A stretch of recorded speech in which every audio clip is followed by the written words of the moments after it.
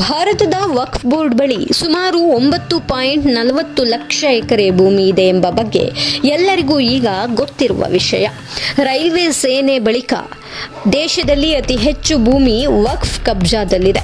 ಹಿಂದೂಗಳು ಬಹುಸಂಖ್ಯಾತ ರಾಷ್ಟ್ರವಾದ ಭಾರತದಲ್ಲಿಯೇ ವಕ್ಫ್ ಬೋರ್ಡ್ ಬಳಿ ಇಷ್ಟೊಂದು ಭೂಮಿ ಇರುವಾಗ, ಇನ್ನು ಮುಸ್ಲಿಮರೇ ಬಹುಸಂಖ್ಯಾತರಾಗಿರುವಂತಹ ಪಾಕಿಸ್ತಾನದ ವಕ್ಫ್ ಬಳಿ ಎಷ್ಟು ಭೂಮಿ ಇದೆ? ಈ ಬಗ್ಗೆ ಒಂದು ಸಂಕ್ಷಿಪ್ತ ಮಾಹಿತಿ ಇಲ್ಲಿದೆ.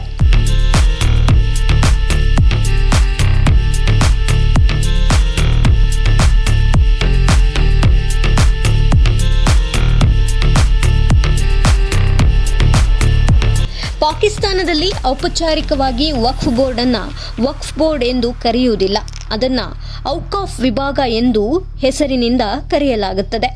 ಪಾಕಿಸ್ತಾನದಲ್ಲಿ 1960ರಲ್ಲಿ ಮೊದಲ ಬಾರಿಗೆ ವಕ್ಫ್ ಆಸ್ತಿಯನ್ನ ನಿರ್ವಹಣೆ ಮಾಡುವ ಮೊದಲ ಹೆಜ್ಜೆ ನೀಡಲಾಯಿತು. 1970ರಲ್ಲಿ ಔಕಾಫ್ ಅಧಿನಿಯಮ ಜಾರಿಗೆ ಬಂತು.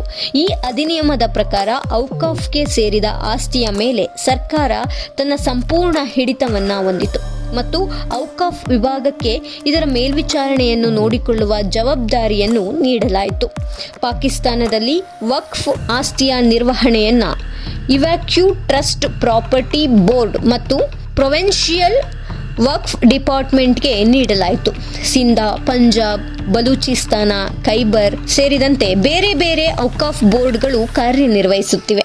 ಮಸೀದಿ, ದರ್ಗಾ, ಸ್ಮಶಾನ ಮತ್ತು ಇತರೆ ಧಾರ್ಮಿಕ ಸ್ಥಳಗಳ ನಿರ್ವಹಣೆಗೆ ಹಾಗೂ ರಕ್ಷಣಾ ಕಾರ್ಯವನ್ನ ಈ ವಿಭಾಗಗಳಿಗೆ ಜವಾಬ್ದಾರಿಯಾಗಿ ನೀಡಲಾಯಿತು. ದಾನ, ಬಾಡಿಗೆ ಇಲ್ಲವೇ ಚಂದ ರೀತಿಯಲ್ಲಿ ಬಂದ ಭೂಮಿಯನ್ನು ಧಾರ್ಮಿಕ ಶಿಕ್ಷಣಕ್ಕೆ, ಬಡವರ ಉನ್ನತಿಗೆ ಮತ್ತು ಆರೋಗ್ಯ ಸೇವೆಗಳಿಗಾಗಿ ಮೀಸಲಿಡುವ ಕಾರ್ಯ ಅಲ್ಲಿ ನಡೆಯಿತು.